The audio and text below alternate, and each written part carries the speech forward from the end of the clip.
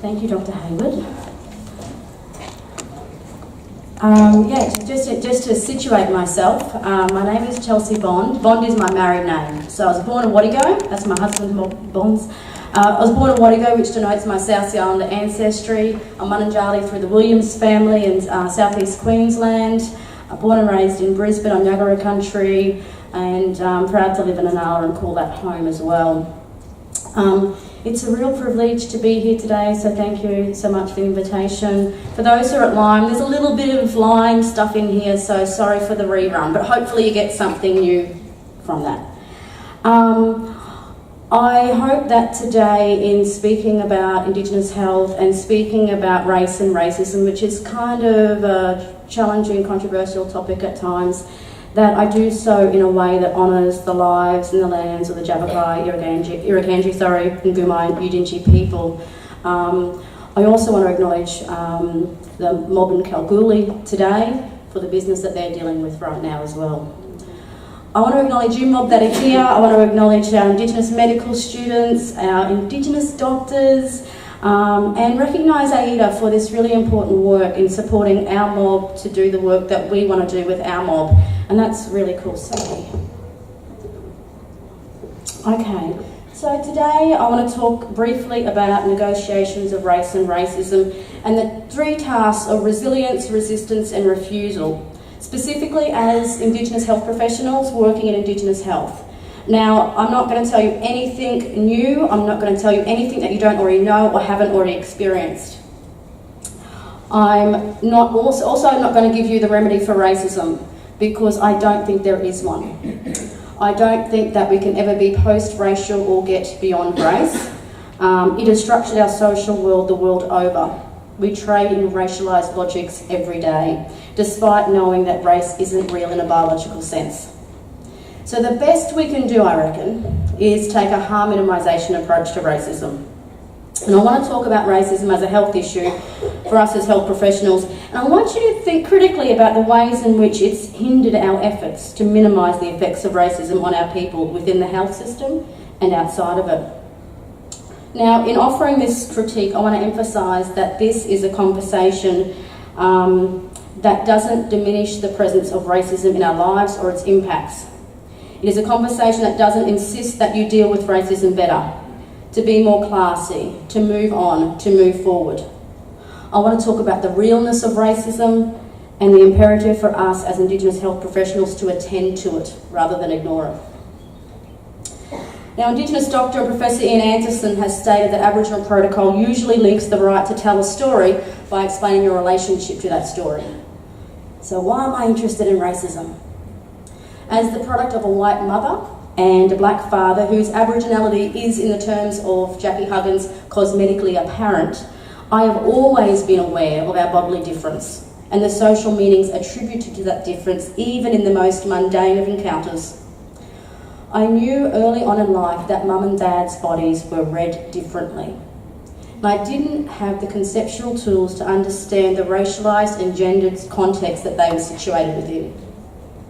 I certainly knew about the realness of race as a child. Growing up, my father's lectures would always involve the insistence that we were to hold our heads up high, that we would have to be 10 times better than them to make it, and we would be. I remember his repeated insistence that we were never, ever, ever to bow our heads. We were never, ever to accept the notion that we were less than. Now, my father was a strong and proud man. He was a self-employed truck driver. He wasn't an academic.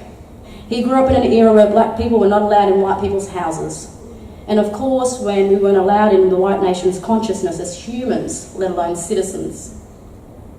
So I was raised with this critical consciousness of our lowly social position as Aboriginal people, yet armoured with this narrative that insisted that we could and we should rise above it.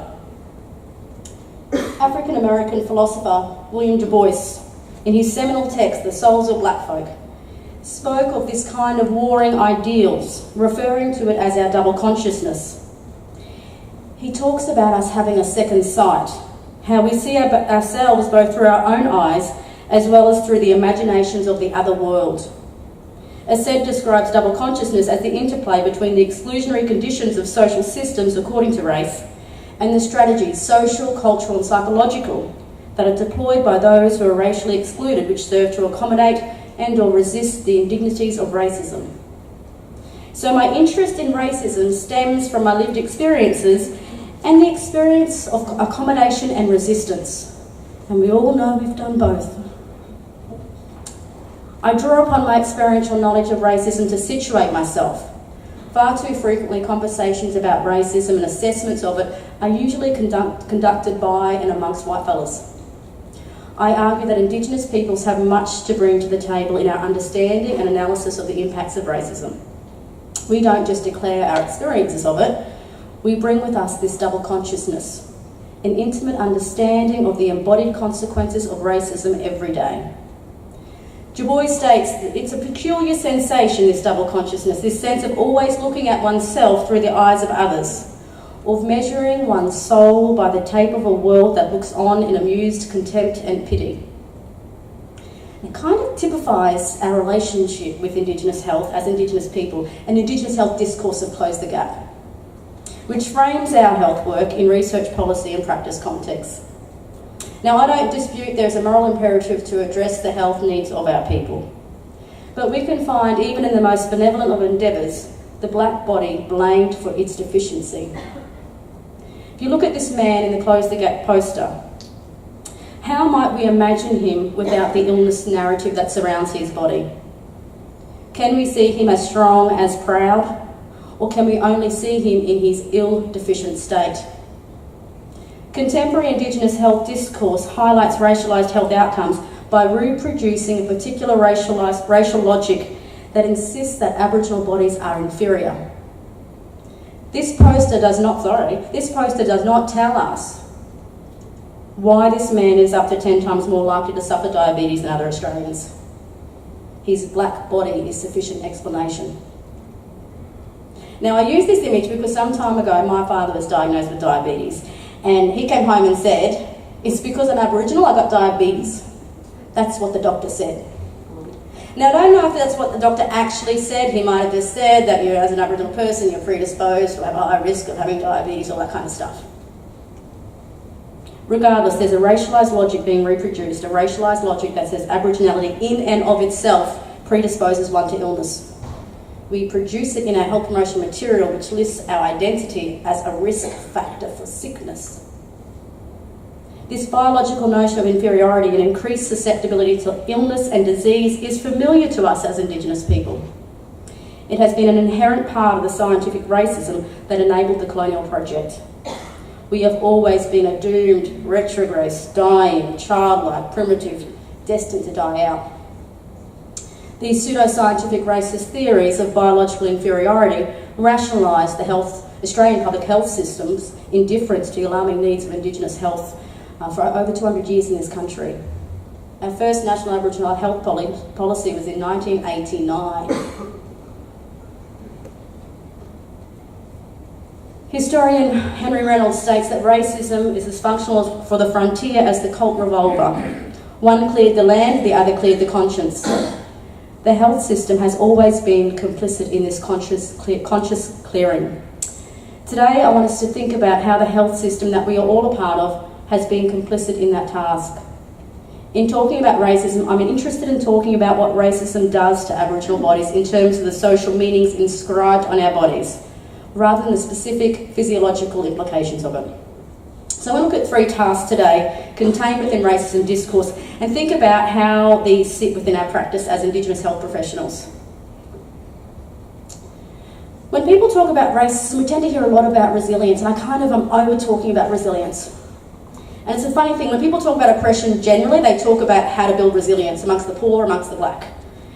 And I wonder if we talk a lot about resilience because it's so easy to intervene on the lives of the oppressed.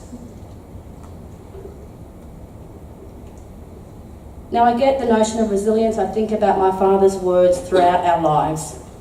But he was not building resilience so much, he was building a kind of armoury, like bulletproofing in the article above. An armoury for black bodies against the harms that racism inflicts. No doubt that resilience is important, However, I want to reject the notion that building black resilience is an effective anti-racist strategy. Our black body cannot in and of itself remedy racism. Just look at what happened to Adam Goods. I would also argue that black people are pretty resilient already, though there are limits to how much our body can withstand. We are, after all, only human. There is a danger with resilience talk, however. It presumes an absence of resilience.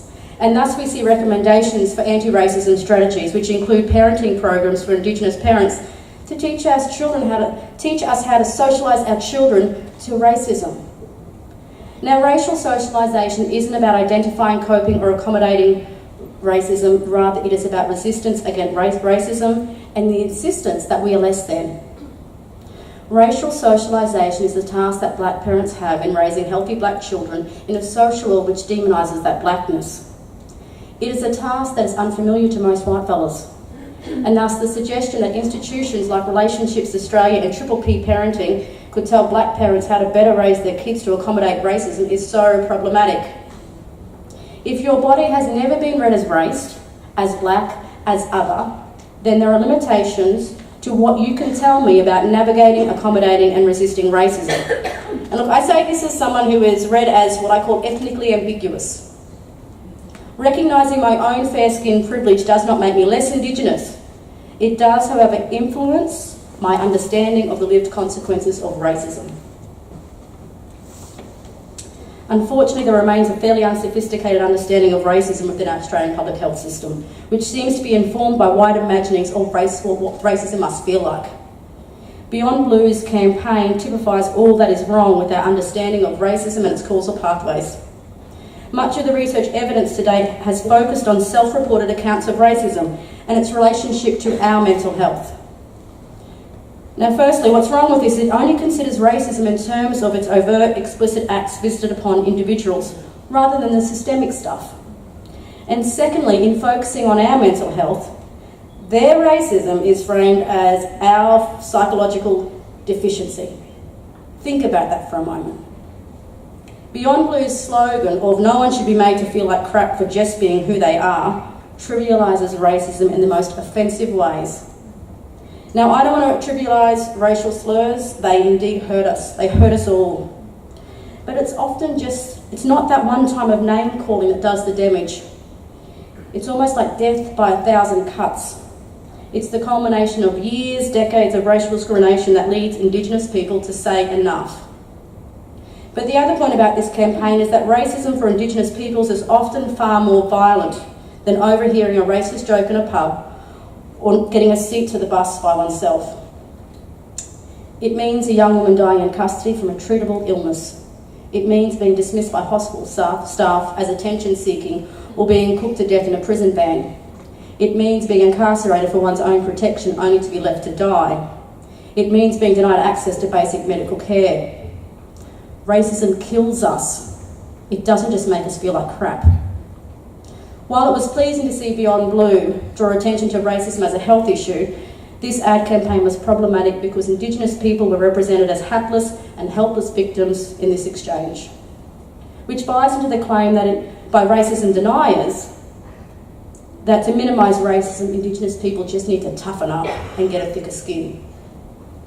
Good's refusal to be dehumanised on the sporting field led him to be emasculated as a man and labelled a sook, despite his obvious strength. Beyond Blue's campaign failed to acknowledge Indigenous people's agency. Not all of us accept racism and internalise it. Some of us refuse, some of us resist, and which also comes at a great cost in terms of our mental and physical health and well-being. So while the international public health literature refers to racism as operating structurally and at the level of the individual to produce poor health, much of our health literature here focuses on the incapacity of Indigenous bodies and minds. Disturbingly, this fixation's literature on the minds of Indigenous peoples as an effective anti-racist health intervention bears a disturbing similarity to the racist pseudoscientific theories that insisted that we as Aboriginal people were feeble-minded. So you see, we can't talk about racism without critically examining the ways in which racialised logics are being deployed within the same discourse. Our limited understanding of the various causal pathways between racism and ill health is due largely to the resistance to attending to race and racism within public health, but also within our discipline. In my work over the years, I can't tell you the number of health professionals who have boasted proudly that they don't see colour or race, and they treat people the same. And they assure me that they're all part of the one race, the human race. We've all heard this, right? The problem with these claims of colour blindness or race blindness, even if it were possible to pretend to not see the bodies that were in front of us, is that what it does is assert that the services and systems traditionally used by the dominant culture are universally applicable and acceptable to all, which we know they're not. Critical race theorist Benil de Silva argues that race blindness is an ideology that is used to maintain racial hierarchies by maintaining the systems that produce those inequalities. As health professionals, we simply cannot assert that we don't see race because the health system that we are all a part of clearly does. Race is very real. Take, for instance, the rates of discharge against medical advice from the 2004 Health Performance Report. What is really fascinating for me in this report is the line that says, Indigenous status was the most significant variable for determining discharge against a medical advice, even when accounting for those other factors, such as those that usually increase one's likelihood of Dharma, so remoteness, principal diagnosis, etc. Indigenous status alone. This statistic tells us absolutely that race matters within our health system, and we need to find out how and why. The fact that for almost every condition for which we have data, excluding diseases of old age, that Indigenous people are likely to experience them earlier, longer, and are more likely to die from them tells us that race matters.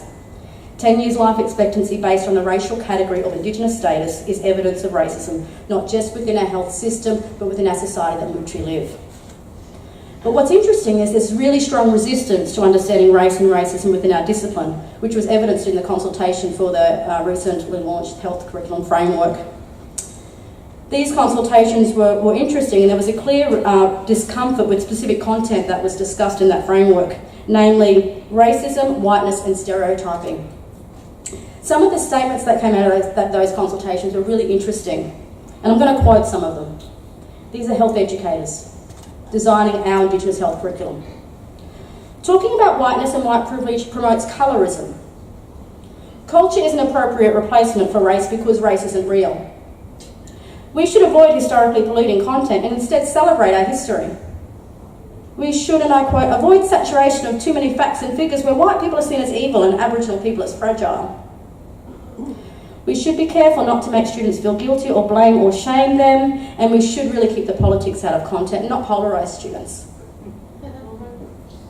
These findings tell us our health educators are thinking about race and racism and how they are seeking to minimise race as a category of analysis within our curriculum. And they're using this pedagogic logic of student comfortability, white student comfortability. Students, we are told, need to feel good about Indigenous health inequalities. Now, could you imagine if we used student comfortability as the yardstick for what was included in the medical curriculum? Could you imagine what students would be producing there? Conversations about race and racialised inequalities, both in contemporary and historical contexts, may be uncomfortable for students and health educators because it shifts the gaze away from our culture and requires them to think critically about the social world that we live in. D'Angelo argues that the expectation of comfort in conversations about race is an unrealistic one, and it is an example of white race privilege, enabling conversations about racism to be avoided. According to D'Angelo, white fragility refers to the fact that white people generally have had not to build tolerance for racial discomfort, and thus when racial discomfort arises, they typically respond as if something is wrong and blame the person who triggered this discomfort. Quite often the Indigenous academic, the Indigenous student. Health educator concerns about blame and guilt evidences an engagement with race and racism that is emotional rather than intellectual. As health professionals, we need to make clear our commitments to positions about race, but we also have to recognise that race and racism is not just a matter of how we feel about it. These consultations provided for me compelling evidence, the need for us as a health sector to develop our racial literacies, to disentangle racist talk from race talk. Yet this is hindered by the absence of critical race studies within Indigenous health curricula, all of which is enabled by accommodating white sensitivities to conversations about race. How do we minimise racialised health outcomes if we have limited intellectual engagement with these concepts? How might we get, as a profession, to a position that recognises that to talk about race is not racist, but pretending that race doesn't structure health outcomes is? You can see here with the allocated Indigenous health funding from the NHMRC around Indigenous health. 99.3% of all Indigenous health research avoids attending to race and racism as categories of analysis. Avoids. What fills this void in understanding Indigenous health inequality, I guarantee you, is via the pathway of culture, either exotic or dysfunctional, which has become the safe way to make all kinds of racist essentialist claims about blackfellas. It's just part of our culture. We've replaced this biological determinism with the cultural determinism that is no less dangerous to black bodies. It is not until we attend to racism as a legitimate field of inquiry within our discipline that we'll be able to move beyond the emotive conversations around racism that insist on maintaining individual comfort of white people. I think as Indigenous people, as Indigenous health professionals, we are all well placed to be leading this work, and indeed we all must be leading this work. In the current policy climate of closing the gap of inequality in health, education and employment, we also have a national health policy that has as its vision the aspirations for an Australian health system free of racism. Paradoxically, this same policy discourse is deeply racist. Our worth and value as Indigenous people is always measured against white bodies, who represent the norm that we all must aspire to, though we will never ever meet. It is our bodies, minds, cultures that are to blame for our deficiency. As a health researcher, I rarely encounter a Indigenous health research project that does not have its fundamental task to prove what is wrong about Indigenous people, Indigenous families, Indigenous communities and Indigenous cultures. We are reproducing via Indigenous health research racial hierarchies that insist that Indigenous people are biologically, socially and culturally inferior. That's kind of racist. Yet if you look at what's happening in our communities, if you look at the black bodies through a different lens, we can reconfigure Indigenous deviance instead as Indigenous defiance. If we think about the location of black bodies beyond the ethnocentric moral health agenda of closing the gap, we get to see the strength and determination of black bodies. We witness powerful acts on our streets and on our screens on any given day of black refusal to racism by black women and children. Maybe some of our kids aren't at school, but maybe some of our kids are doing some important work nonetheless. Our women are not cowering in their hearts, they are putting their bodies on the line in very public ways. I want to finish up on this image and the notion of double consciousness for us as Indigenous health professionals. When Aboriginal people, we narrate our own stories about our bodies, we have something different to say than our discipline that seeks to save us. Nikki Winmar reminded us that blackfellas are black, strong and proud. Goods reminded them that we are not apes. Tahu, too, insisted that we are not just black seas. And hey, he never played Origin again, but shortly after he led the war dance opening the Indigenous All-Stars game. Jeddah assured Goods he was not alone in the struggle. Despite these fierce acts of defiance to a deeply racist society, we as health professionals still attribute the wounds inflicted on black bodies to poor lifestyle choices, such as diet, smoking and exercise. And I'm reminded here of Fagan, almost there, who tells us that medical science and concern for one's health has always been proposed or imposed by the occupying power. In the colonial context, going to see the doctor, the mayor, the constable, the administrator, they're identical moves. The health system has operated as an apparatus of colonial control, and it's evidence in the ongoing surveillance and regulation of Indigenous bodies and minds, while remaining blatantly indifferent to the social conditions that produce this racialised health outcome. There's no question that we aren't active, but we're more active in ways that our health system can imagine. We must be cognisant of the ways in which we've been disciplined by our own discipline and how our biomedical training has limited our ability to see Aboriginal agency, defiance and resistance. We have to recognise the emancipatory possibilities of building a critical mass of blackfellas in health. We see here this infamous post-trial celebration. We see here Indigenous men as strong as victors, not victims. But what's powerful about this image is the act of removing the corner post, which marks out the perimeters of the field for which the game is played. It signifies to us the possibilities that Indigenous refusal offers us. It enables us to reconfigure the racial hierarchical arrangements that insist that we are less than.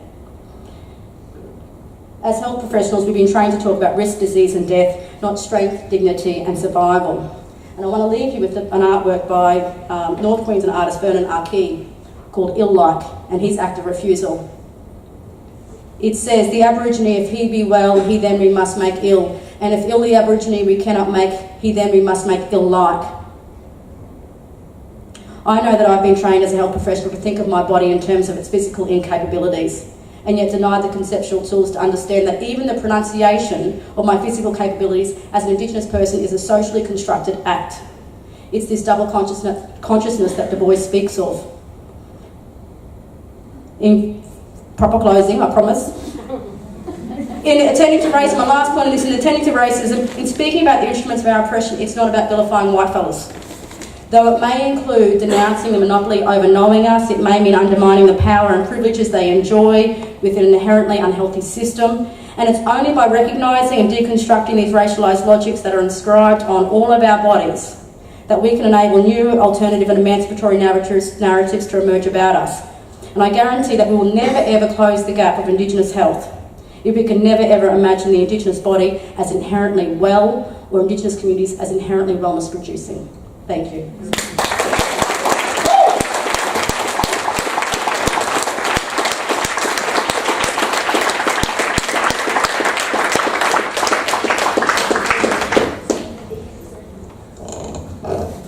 I actually have to put the mic up. Jokes. First time in my life.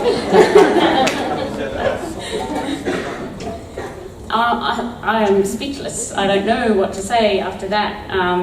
Again, you have just blown us away with your presentation, and really I think we just need to think on those words and to think about the true cost of racism and that race does matter, and reflect on when we do see those images, what is it really telling us, and not just take it as an image, but actually what is it actually portraying us as people like. Amazing. So thank you very much for coming in today and speaking with us. Can we again thank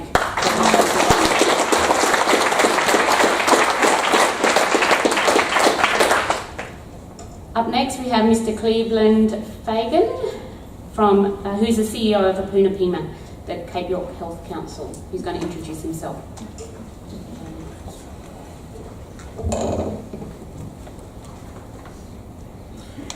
Thanks very much.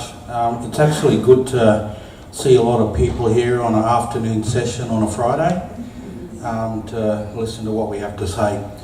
Before we start, I'd like to acknowledge the Yirrakanji people and the Gimli Yudingi people, but also a couple of my colleagues here in the audience, Sue Connolly from Geringi over Yarrabah, and Gail Wason from Wollongong up in Mariba. And also I think my wife and daughter's down the back somewhere. She's not wagging school, I think today's her last day of the semester. So, look, I wanted to talk just about some of the work that we're doing up here in Cape York, and to thank the organisers for the opportunity to share it. This is my area here. My mum's from Granda, which is just over the hill. So she's Jabagai, my dad's Yirrakanji here from Cairns. And so I grew up here, and as a young kid would come to where the park is across the road, and there used to be a big fountain there, and we used to come down with my grandparents in our Sunday best, and by the time we went home we'd all be wet because we'd go in there for a swim. So I've been with Apuna Pima now for about 10 years. Before that I worked for Queensland Health and down south, but 10 years ago I've decided to come and work for my own mob. When I first started at Apuna Pima, we had 16 staff. We had, I think, an annual budget of about 1.4 million. I think now we're over 160. We run specialist services, we employ nurses, doctors, allied health, community engagement. We work closely with councils, and I think at the moment our budget's probably multiplied by about 20 times. And it's all through sheer hard work, with one of my closest work colleagues, Dr. Mark Winnetong, but also a lot of the other people that work in my organisation. So our main aim in Cape York is to actually control all the health services up there. And it's a grand plan that started 22 years ago when my organisation was established by Cape York people right up at the tip of NPA. They came together and they said the only way that we're going to really improve our health is that if we controlled all of the health services that's run in our communities. So it's been a long journey, and we're very close. As of this week, I think there's some exciting things that are going to come out today and over the weekend around that dream that Cape York people started a long, long time ago. So for those that don't know Cape York, we're right up to tip, so we go from Mossman Gorge, which is about an hour's north of here. We have membership right up to the top at Horn Island, Carrag people, and then down the other side to Kalinyama. Overall, we're talking about population of 14,000, Indigenous population of about 7,000, 5 townships, about 14 Aboriginal communities ranging from populations of 80 through to about 1,400. And then all of the usual issues that our mob face, overcrowding in houses, cut off 6 months of the year, poor health, poor education, mostly on welfare. But somehow we come through, and I think it's that resilience word you use. And we've been resilient for the last, 10,000 years, and we'll be resilient for the next 10,000 years. One of the things that we looked at as an organisation is government's commitment to close the gap. Government talks about decreasing the gap in life expectancy and improving child mortality and all that type of stuff. But from our point of view, from community's point of view, it comes down to one simple thing, and that's how many funerals we attend each year. My chair over the last week, and today he had to bury 2 of his close families, within 1 week. It's gotten to the point where, the only way that we feel that we can make a difference is if we control it ourselves. So when we looked at the Close the Gap campaign, and the targets that come out there, we know that by 2031, which is government's target, that we're not going to be anywhere close to reducing that gap. With the current business as usual approach now, it won't work. And so what we've been advocating as an organisation is taking a human rights approach.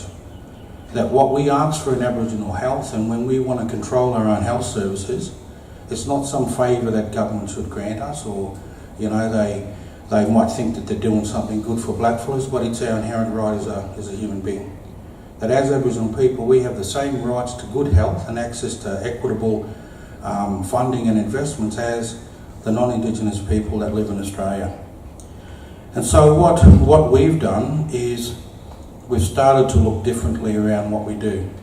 And what really hit it home for me is this week we had a series of meetings in Brisbane with ministers. And we were sitting down talking to the health minister, and he made a comment around suicide. And one of the mayors from one of the communities said, the minister made a comment about we need to do something about suicides, and we're going to do this and do that. And the mayor said, well, Minister, he said in the last 6 months, he said, I've had to cut down 4 people from the tree, and I've had to put them into the body bag. And he said, your health system doesn't do anything to help me or my community. And so what we're arguing for is not just something that is a whim of Cleveland Fagan or the board of Rupunipima, but it's changing something that is wrong and making it right and giving it back to where it rightfully belongs, with Aboriginal people. So our solution to it all is what we refer to as the Rupunipima way. And the reason that we developed this is that there was a very fragmented approach to getting outcomes and the way that health is delivered. That it's siloed from education, housing, employment, and all of the other programs that's funded.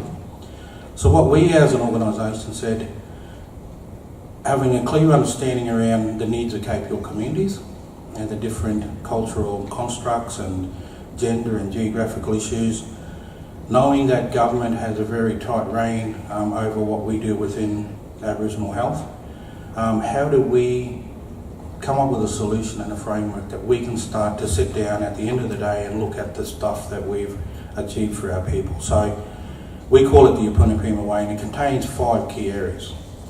The first one is around funding reform, so financial reform. We know that the investments in health in Cape York from a Commonwealth and a state level is adequate enough to get the outcomes for our people.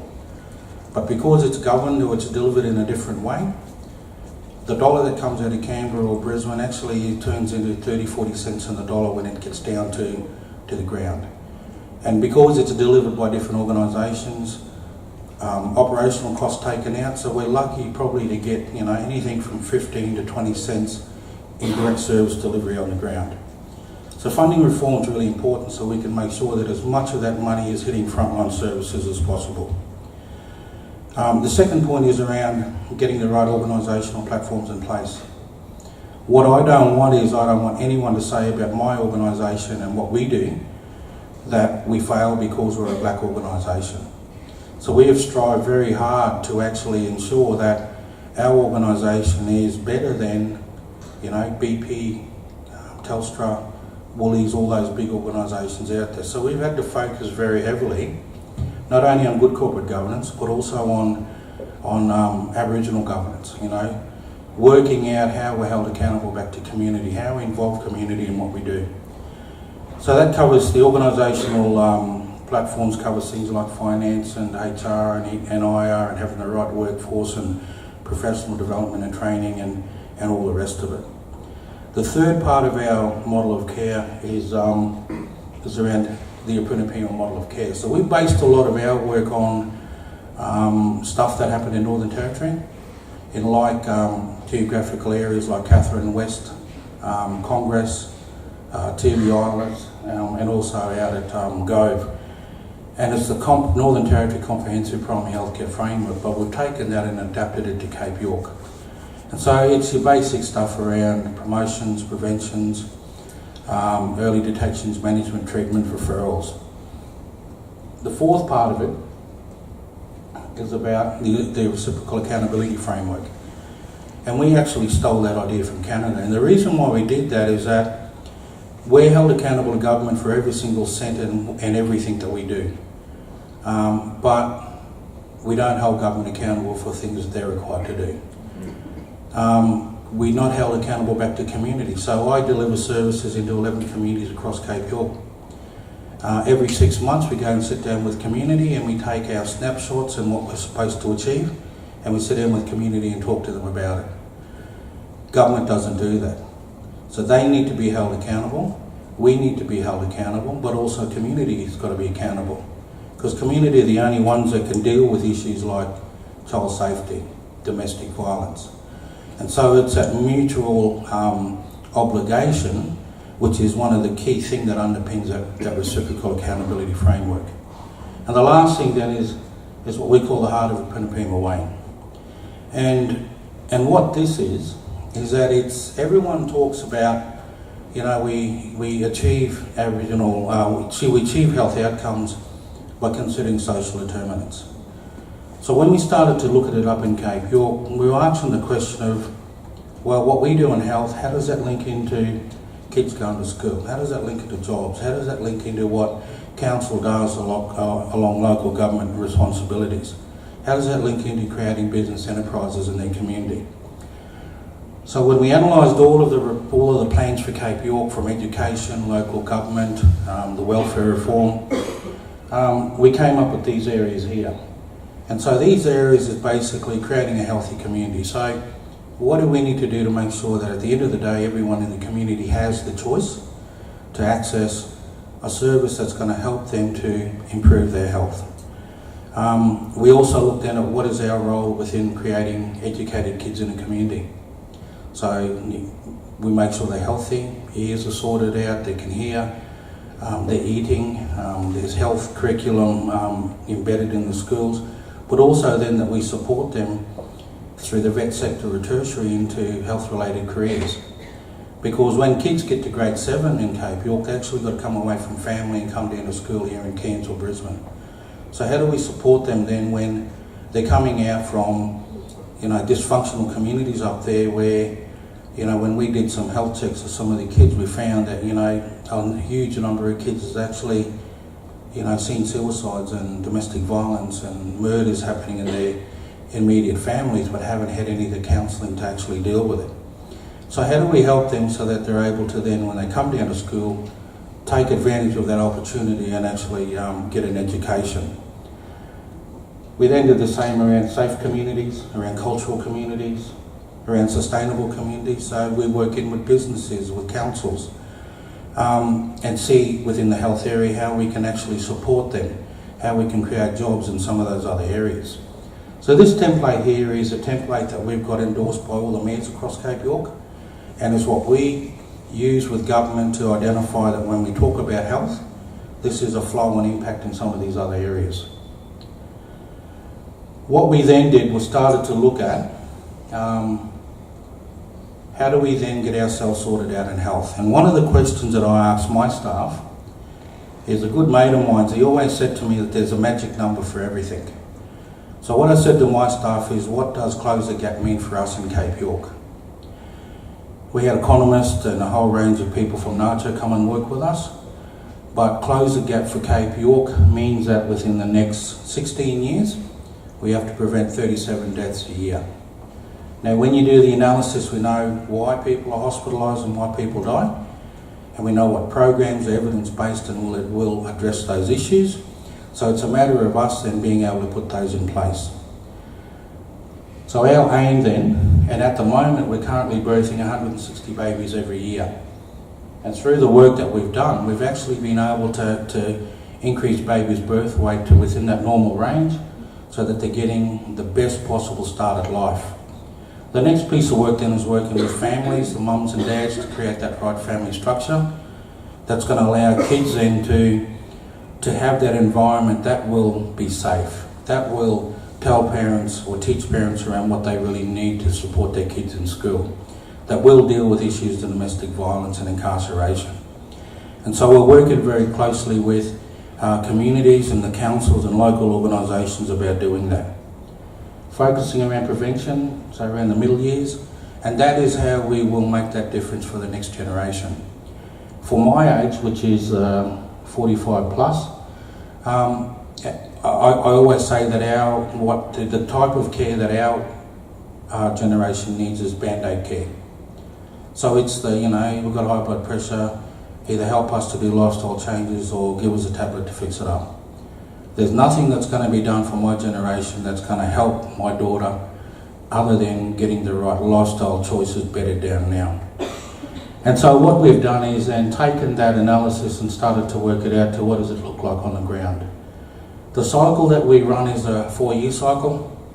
It's around implementation, evaluation, analysis, and then looking at priorities for the next 4 years. And at the moment we're probably going between years 3 and 4, so we're undertaking huge consultations in Cape York where we're hitting about 60-70% of the population. That will then be overlaid with our statistical data, and we'll take those priorities back to community, and that'll be what they hold us accountable for the next 4 years. One of the other things we did is really understanding from a patient's point of view what happens when they walk in the front door of that primary healthcare centre. So what are the referral points in, what are the referral points out?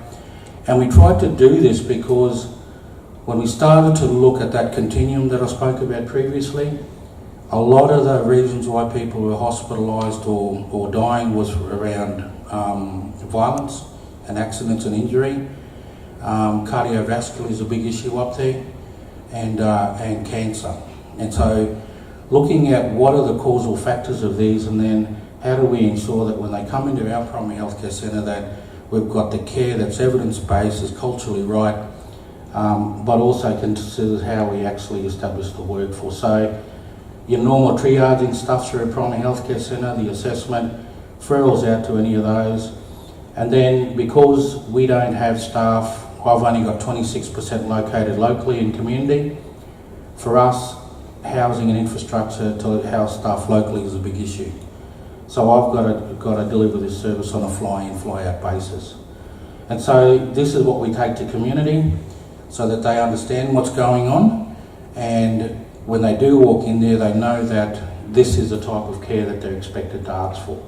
The other interesting thing is on the right-hand side there, one of the other big things coming up is around how do we incorporate traditional medicine into that Western style of health service. And that's a decision we put back to community to then guide us how we actually do that. So just a couple of the things that we do is just to highlight some of the good things we've done. Our strategic objectives is around measurable wellness outcomes, having a presence in each community and a skilled workforce and a health action team, which is our local level governance, building community ownership and capacity, making sure that we're financially sound and viable, and then being a leader in remote health within Australia and overseas. And so those are the 5 strategic directions that the board set down and that we've got endorsed by community. So far, we're going very well against each of those 5, and hopefully with the announcements that come out over the next couple of days, by the end of this year, I think that we'll be well on to achieving every single one of those objectives. So there's all of the information and what we do and what we've done, the services we provide.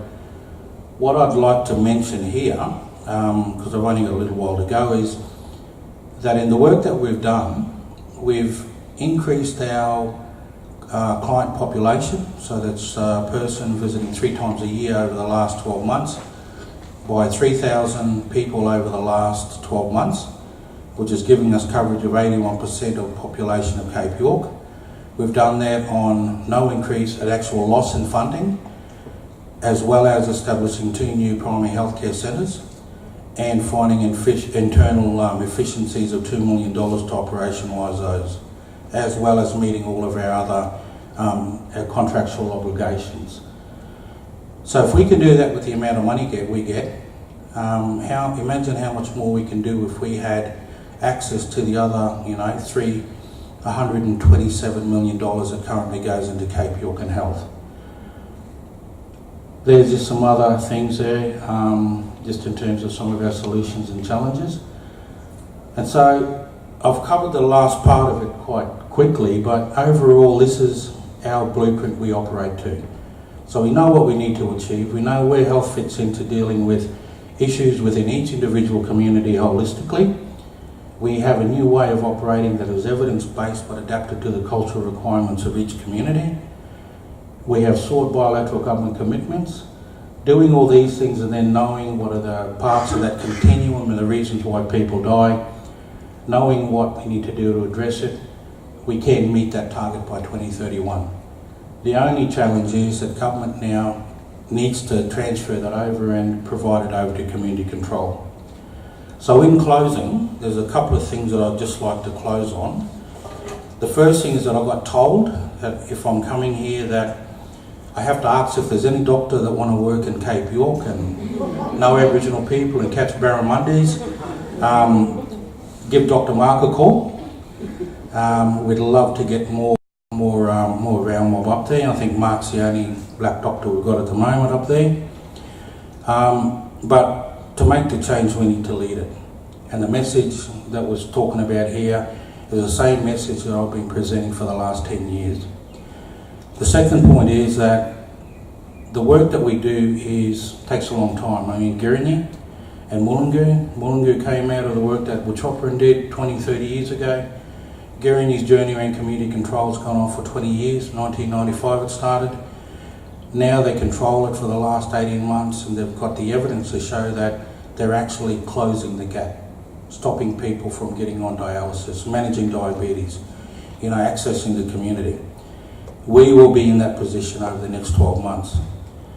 And the last point is that what we're doing here is not about me building an empire, but it's about us making a difference and giving opportunities to our mob to make the choice to be healthy and for them to actually then be able to live long and meaningful lives.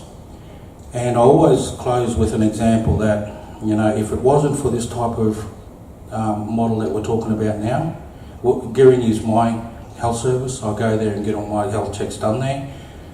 If it wasn't for that type of model, I'd probably be 6 feet under at the moment. So that type of model identified blockages. Dr. Kingsley, made me go and do the stress test and the angiograms and all that type of stuff. And they identified a blockage 95% in the top part of my artery going into my left ventricle. So I could have been driving up Cape York there and just had a massive heart attack and died. But it's that type of care and what the personal experience that I've had, which is the opportunity that I want every single blackfellow to have, and also non-Indigenous people. And so while we may sound that we're pushing a radical agenda. All we're doing is wanting our mob to have the best so that we can live long lives with our families and have a meaningful input into our families. Thank you very much.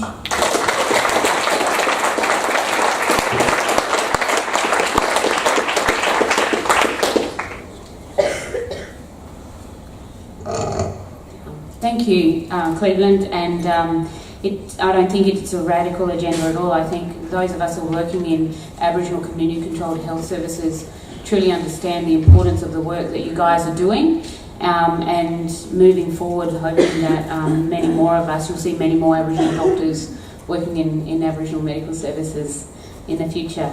Now, I've been given 15 seconds to introduce Rawiri. I can't say it. David. Oh, my time's done. So, here's David.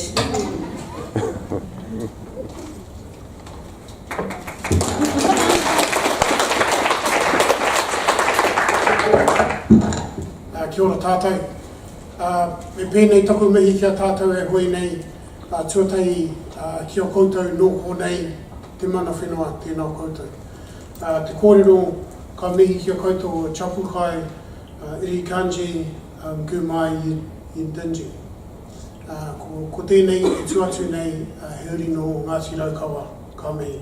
Ka mihi ki tēnei kaupapa. So I want to acknowledge the people whose land we're standing on.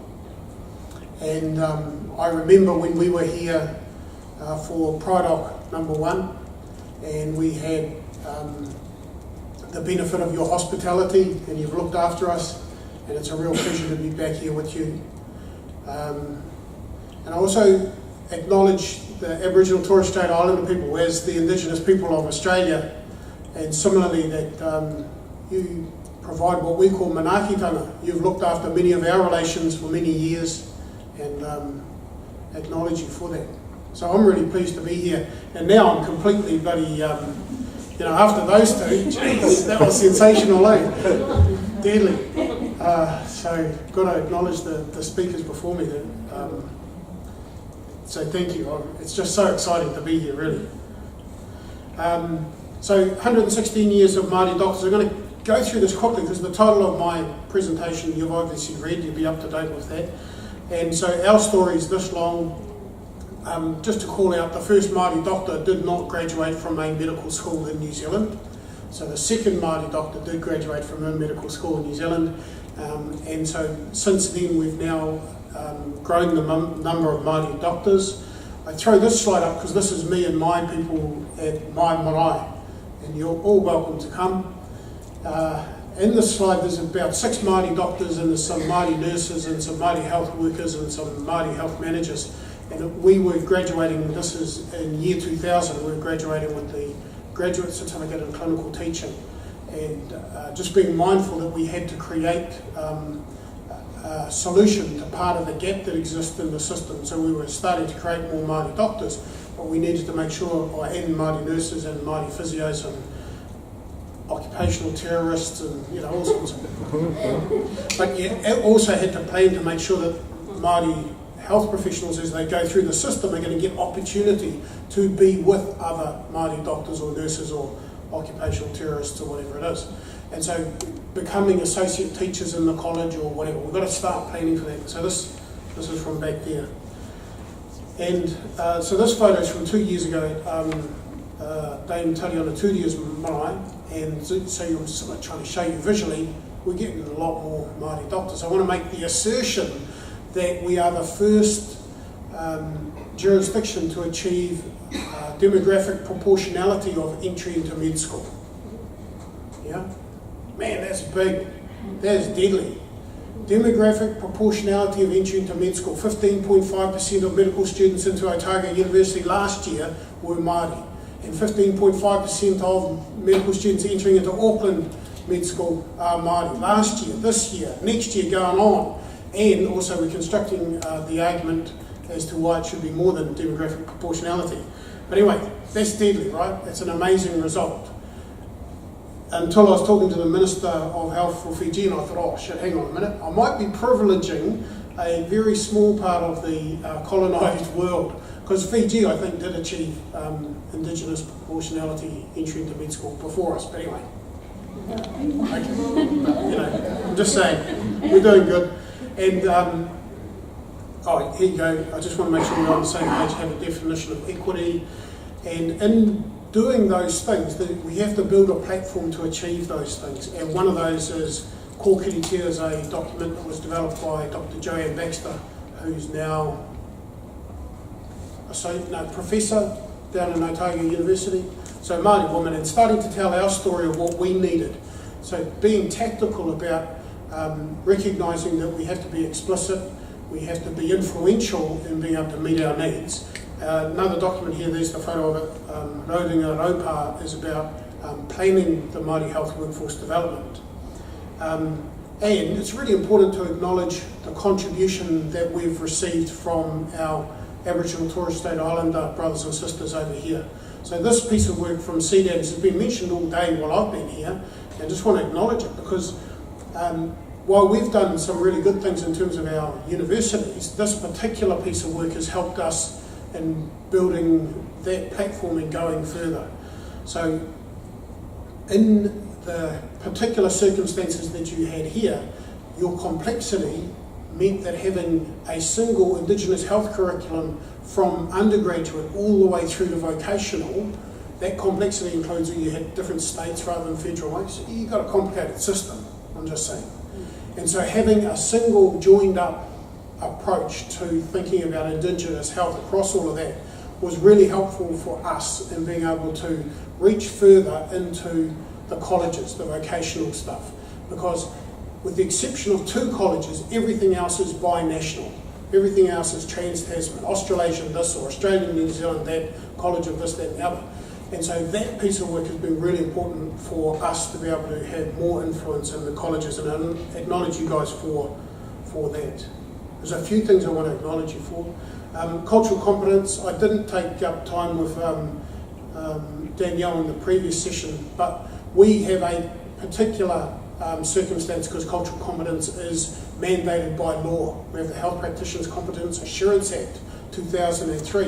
It has 3 parts to it. It says you will be clinically competent, you will be culturally competent, and you will act within the ethical boundaries of your profession. And it doesn't discriminate between those 3 assertions. It doesn't say you'll be pretty bloody clinically competent and reasonably ethical and a little bit culturally competent. It just says you will do all 3 of those things. And so cultural competence has a particular significance for us, but anyway, that's online training for free, help yourselves. We also have some other online training you can go after if you're interested in. And I wanted to talk about equity, and I wanted to talk about workforce, and I wanted to talk about integration. So the organisation that I work for, the National Holder Coalition, and I'm clinical director for, we've got 135,000 patients over 5 different district health board areas and 30 clinics. But we talk about healthcare as being part of the whole thing that we want to do, right? So we talk about better outcomes for whānau. And to do that, we have to be influential across that system. And lots of times integration is considered to be vertically within those silos. So we're talking about primary, secondary care integration.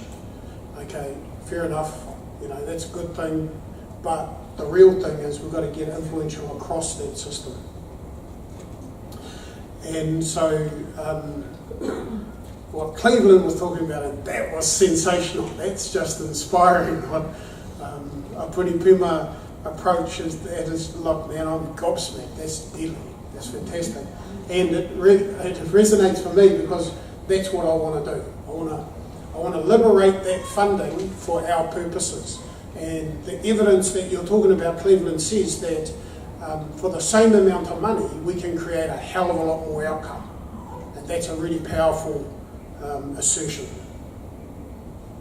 And so in our languaging of it, we talk about whānau ora, and that's the health and social integration space, better outcomes for whānau. It's kind of predicated on, this slide is from Van Dyke in Pennsylvania or something, somewhere in the States, I don't know. A lot of people can do this kind of study and figure out exactly how much is due to these different things. but what happens inside the clinic is a very small contribution to health outcomes. It gets most of the money, the $128 million, it's getting sliced and diced and every bugger's taken their bit, and it's the ministry and the management and the clinicians are demanding extortionate wages and all of that. But they're delivering a small part of what we think of as health outcomes. So if we want to get better outcomes, we have to be involved in discussing healthy, risky taking behaviours or the physical environment and the socio-economic stuff. We have to be.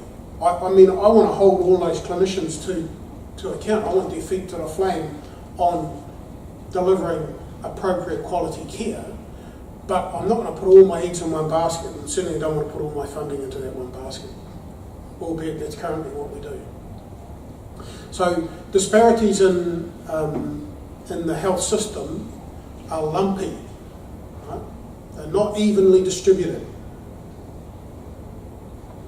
Oh, just by the way, I know people, in the old days people used to tell you turn your phone off when you go to a conference, but please turn it on and get busy tweeting. Hashtag AIDA Cairns. Just saying, I've had more tweets today than in all my tweeting experience, and I'm counting them now. So if you could open your tweet thing and get tweeting, it's really intimidating against Chelsea Bond because she's got like 1,700 followers. Right? 17, but they're really active right now. I've got 18 right on there, 18 new interactions. Thanks, Carly, Tabby, you've done 4 of those too. I really appreciate it. Showing you the love. Oh, hang on a minute, photographer.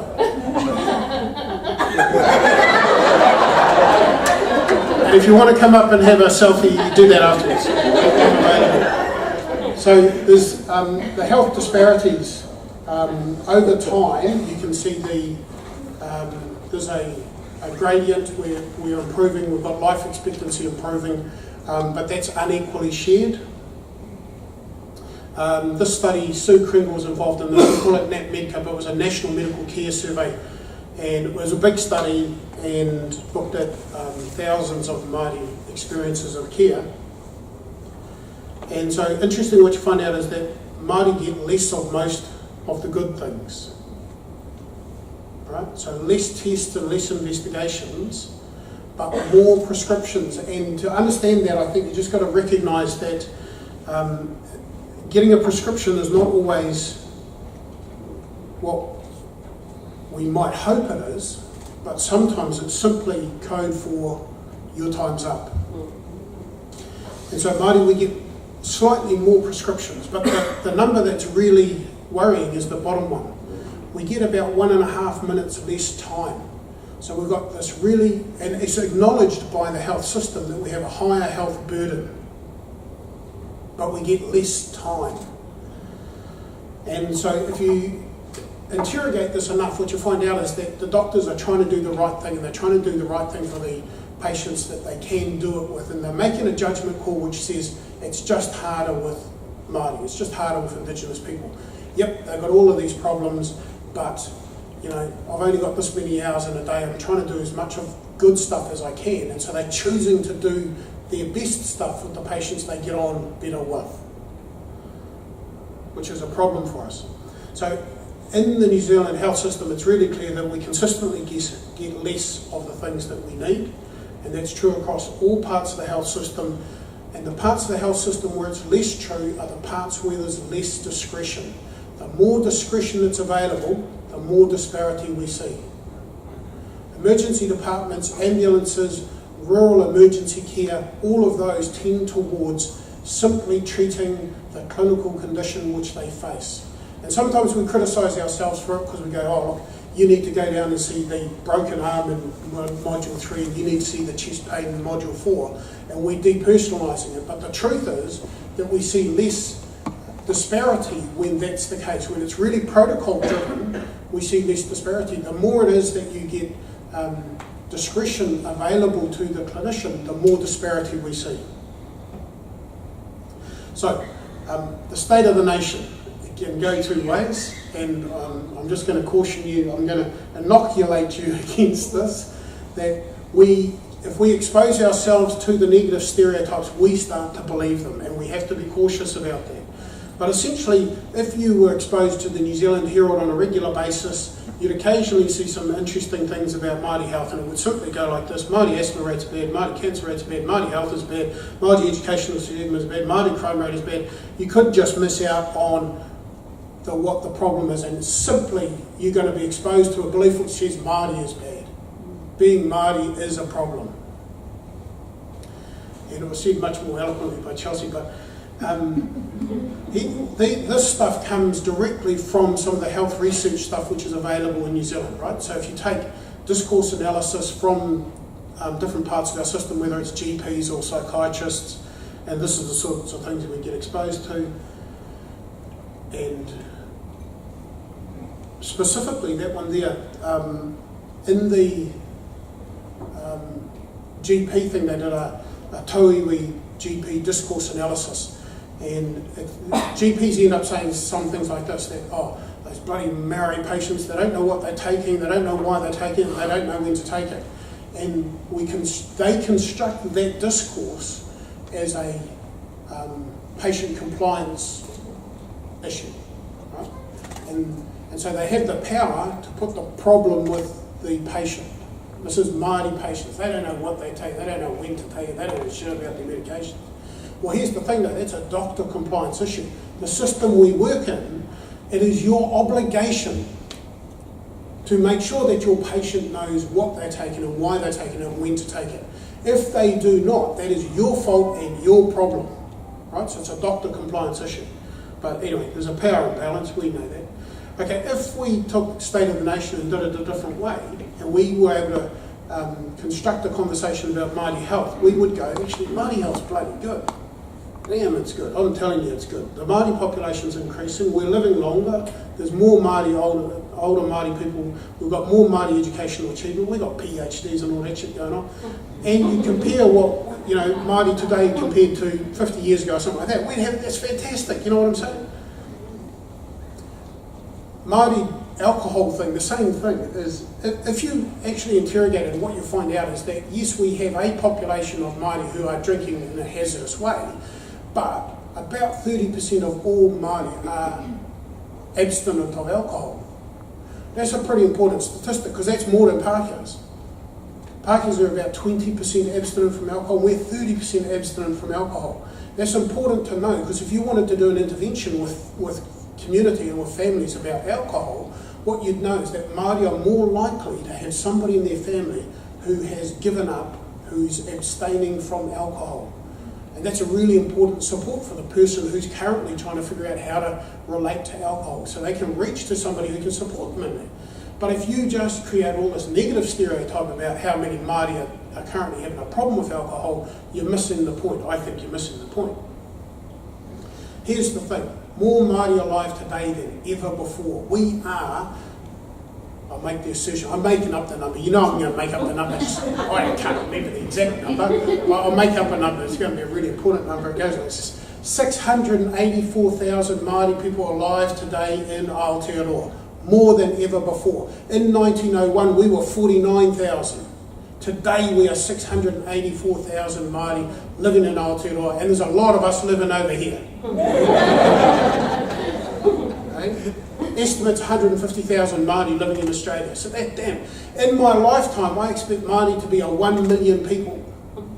Yeah, that's fantastic. That's awesome. Yes, we've got some problems. There's some shit going on. We've got to get busy and we've got to sort some of that shit out. But, man, is there any other statistic, that we want to know about? There's more of us now than ever before. That's powerful. We've got babies and we've got kids and we've got lots of problems, I know, but you know what I'm saying? So if we did State of the Nation and we really wanted to sell, my understanding the same is true for Aboriginal people in Australia today. My understanding the correct number is 624,000 Aboriginal and Torres Strait Islanders alive today in Australia. And that's a good number. That's a fantastic number. Anyway. Any questions? Are you with me on this one?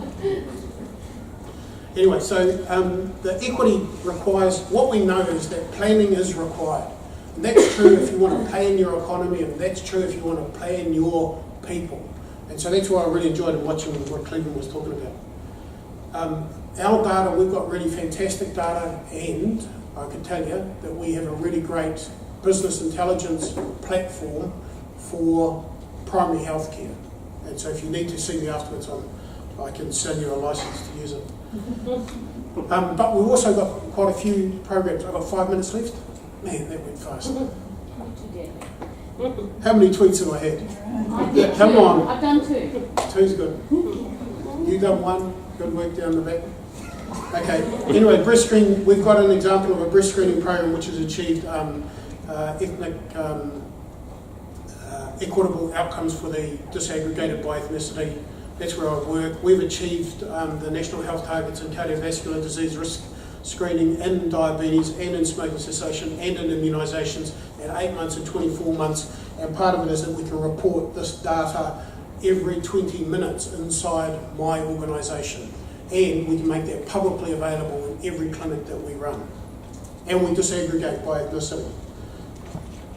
And whenever we show Māori, we always show happy, healthy, right? We have to have this, we have to inoculate ourselves against the negative. Just saying.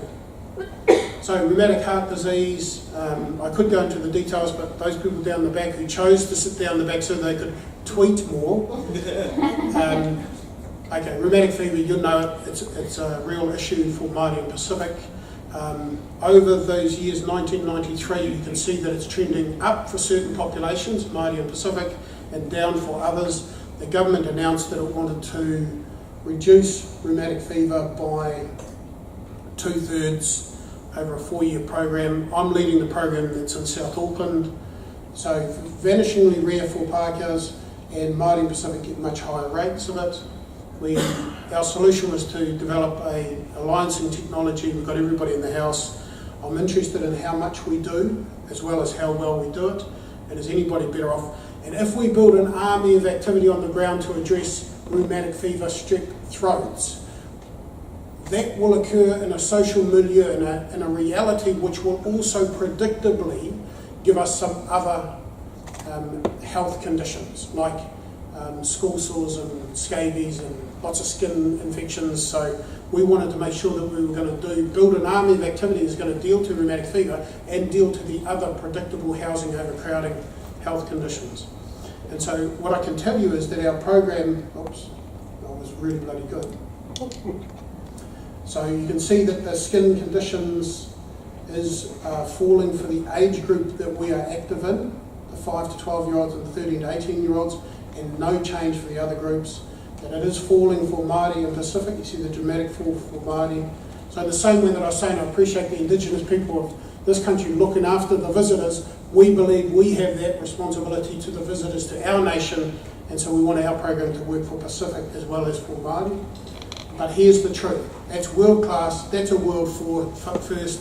That is year on year on year on year. 4 years running, we have decreased acute rheumatic fever in my community.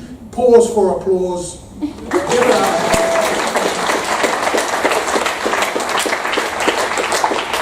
We are currently running at 76% reduction in acute rheumatic fever over the 3.5 years that we've been active.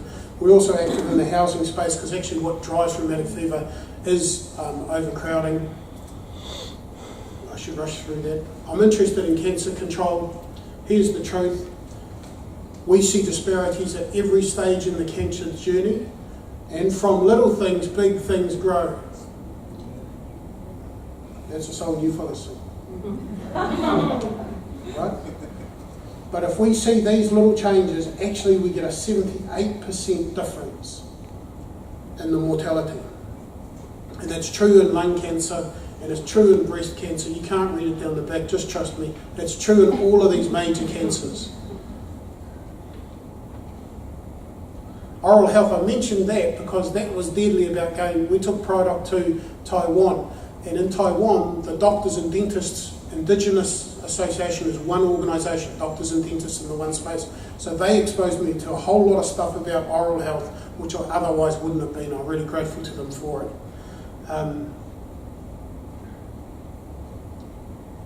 So come to PrideOc, 29th of November in Auckland, New Zealand. It's my invitation to you to come and be with Indigenous doctors from around the Pacific, because this thing that we do together, we are stronger together. Yeah, that's true in the equity programs we're trying to do. It's true in the influence we're trying to bring to the health system. It's true that we all should be exposed to that conversation that Chelsea Bond gave us. You know what I'm saying? Kia ora. Thank you.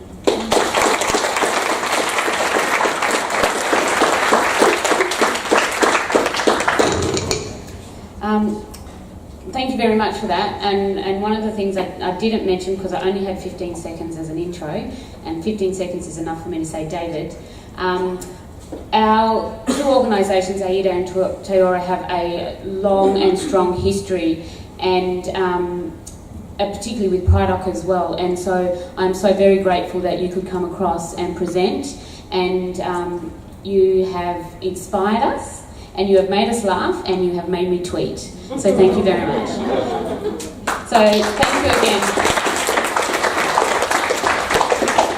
And next I'd like to introduce Dr. Anthony Llewellyn, who's going to introduce himself as well. Thank you. So I hate lecterns.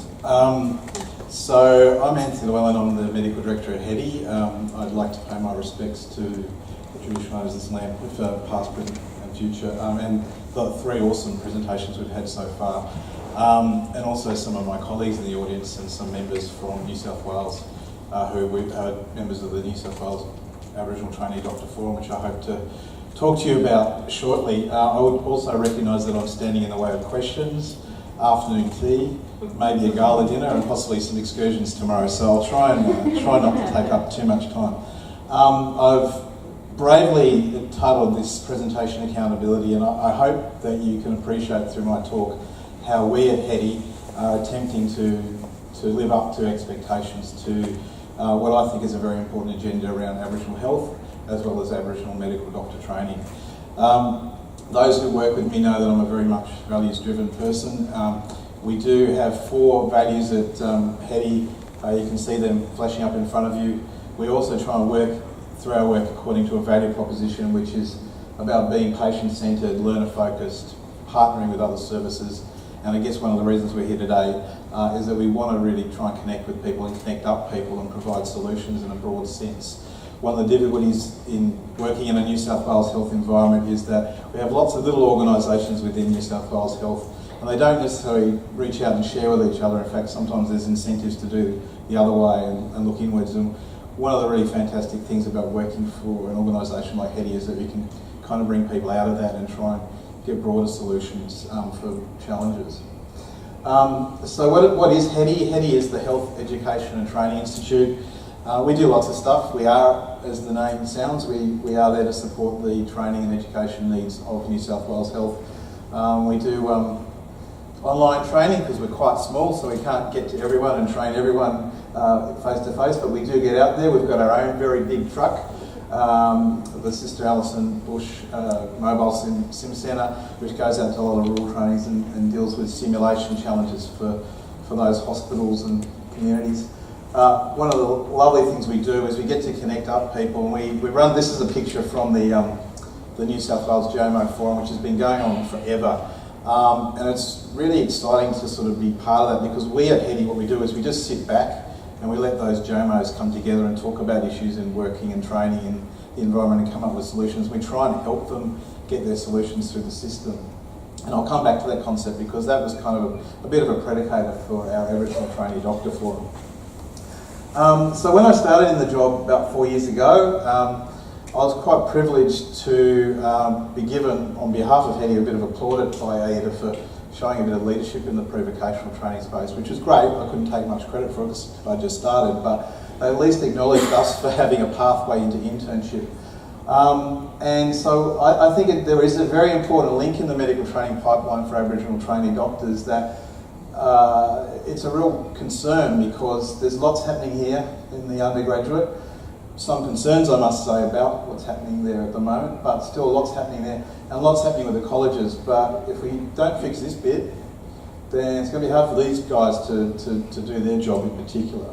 So there is this agreement between AIDA and the Confederation of Postgraduate Medical Education Councils, it's a long word, and Hetty is a member of that organisation. I'm not going to read out all their statements, so be reassured, but hopefully you'll see in the next few slides some evidence of Hetty at least trying to take some of those pledges seriously.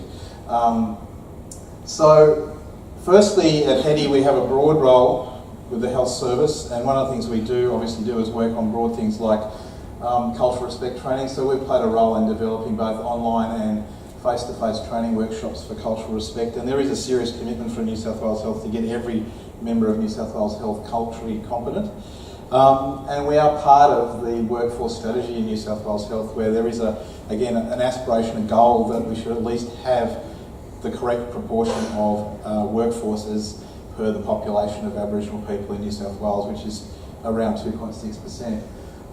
We're certainly nowhere near that, but if we don't at least focus on all parts of the workforce, then we'll never get there. And I've certainly made a strong call for the fact that one of the key elements is obviously doctors. So in terms of the things that I've been responsible at Hetty, we've had this pathway into internship for Aboriginal trainee doctors, and it has been contentious.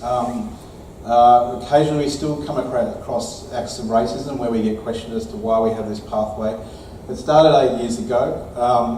It is about giving the Aboriginal medical students the first opportunity to say where they would like to be placed in the system. We do about 1,000 internships every year in New South Wales. We have 4 pathways for allocation, which go Aboriginal medical pathway, rural pathway, regional, and then finally, basically, it's called the optimised pathway, but it's basically anyone who wants to work in Sydney. So, you know, being a man from Hobart or Marina land, I don't really get it why people should be preference for Sydney, so we flip it around. And most people think that's a reasonable approach. So it's in terms of coming through the Aboriginal internship pathway, it's very liberal. Basically, if you've got a good reason, we'll accept that. It could be about being close to home, it could be about getting away from home and community, it could be having a mentor at that site, it could be that's the only place in New South Wales that you think you can get into the neurosurgical training program if that's your aspiration. Whatever the reason, we will take it. And so you get your choice of hospital in doing that. So that's great. We've had it for 8 years. We think it's working well. It's got good awareness amongst the medical students, and it's got generally strong support now in the system. However, these are our statistics. So you can see it probably wasn't well known the first year. A couple of years, it's sort of grown up to about 20. That's great, but if we've got 1,000 internships and 2.6% is the sort of the magic percentage, then we're still off where we probably need to be, and unfortunately it's dipped the last 2 years. And it's not because now that the medical students aren't choosing for this pathway. Yes, of course, there are some students that don't necessarily want to identify through this pathway, but we now know that most of them are comfortable in doing that. It's because we just haven't been getting the numbers of graduates that we need. And I think that reflects some of the data in terms of the entry into medical school and the exit of medical school in Australia, where we've gone backwards a little bit in the last couple of years. So that's the pathway, and I can't take too much credit for that other than keeping it going. But after I came into the job, we weren't really satisfied with us doing that because we were aware of the issue of, well, what happens next, and the problem that there's a fall off in terms of getting into specialty careers. And so we asked the trainee doctors in New South Wales what we should do, and I was challenged at a conference by Tammy and a few others to do more, because he does have some resources to do more, and I should also pay credit to my manager Louise Cook, who was very keen on this idea. So we set about pulling together a forum. Now we weren't really sure what to do with this forum. We're very good at putting on forums at Hetty, but we wanted to sort of make it something that was a safe space for the trainee doctors to come together. We were privileged to get some support from AIDA in helping us with this, as well as the Aboriginal Workforce Department in the Ministry. And so for the last few years, we've been twice a year running this forum at the National Centre for Indigenous Excellence in Redfern. we usually have we have an Aboriginal facilitator, and every forum the agenda is sort of set by the previous participants. It really is primarily about providing another space for collegiality and mentoring and support, and then other things that can be added on to sort of that are practical to help the trainees. We were acutely aware that it would be a little bit different probably from the New South Wales JMO Doctors Forum, because a lot of people at that forum are kind of self-identified leaders and want to have an active voice in things. And so that was a bit of a challenge for us to get it right in terms of how much leadership this forum wanted to take versus actual self-help versus some input into HEDI products and things and making things better through HEDI. And we hope we've sort of struck the right tone. I could go on about it a bit more, but here's some lovely pictures. Shameless plug for the fact that the next forum is on the 28th of October. It's a Friday, so we've tried to make it convenient for the students and the trainee doctors to attend, and it's actually before a pre-internship conference that we hold in New South Wales every year, so just to make it sort of line up nicely for them. But I mean, I could say more, but I think Dana actually said it better for me at a recent conference that we held around medical education in New South Wales. We're lucky to have Dana come and open the conference for us. And as she says, mates, mentoring and collegiality are vital for Aboriginal training success. And the other thing she said at that conference, she said many things at that conference that challenged all of us, but if we get medical training right for Aboriginal people, then we'll probably get it right for everyone. And that's a very valid argument put across, and it's sort of shaped my thinking. So we've got a little video that's sort of from the doctor's perspective about the forum, so hopefully this will play.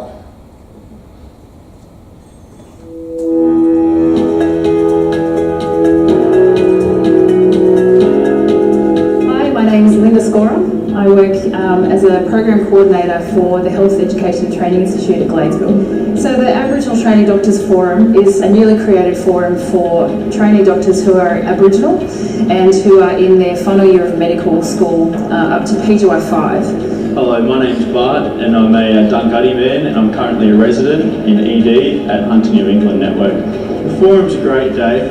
The food is excellent, but it's good to meet up with the rest of the mob, and the interview techniques for when you're finishing your residency and going into your registrar is quite useful. A few doctors that are on the committee that do all the interviews after you're a resident to become a registrar were here, and they give you some ideas and tips on ways to sort of perfect your interview, and if you perfect that, you'll get a better job as a registrar. So my name is Natasha. I'm a RMO at Nepean Hospital.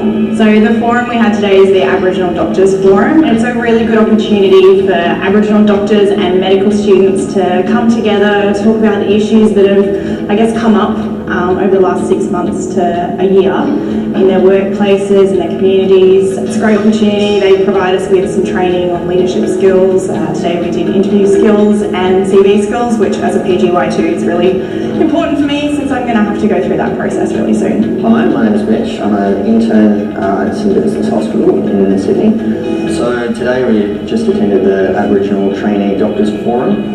It's the second time I've attended. The forum is essentially here to help support Aboriginal and junior doctors, to encourage us to discuss issues regarding workforce, to allow us to network with fellow Indigenous doctors, to learn more about mentoring programs that are available, and importantly things like interviewing skills for our future careers. The forum began a couple of years ago, and the forum is designed by the attendees, and it's designed to give them the best opportunity to become the career doctors that they want to be, but also to give them support to stay in their careers, because for us it's very important, and for Aboriginal communities and Aboriginal health, it's very important that they stay in their career and that they're successful in their career.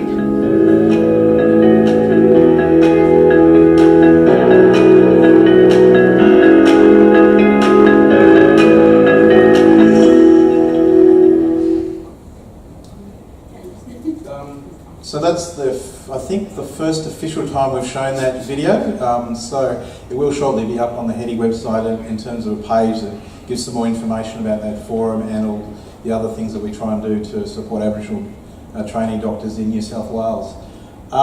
That's really all I had to say, other than to note that this is actually my very last day in this job at HEDI, and It's kind of apt that I'm at a conference like this because I feel like I've learned a lot from Aboriginal people in my 4 years at Hetty, and I would like to thank you for that privilege.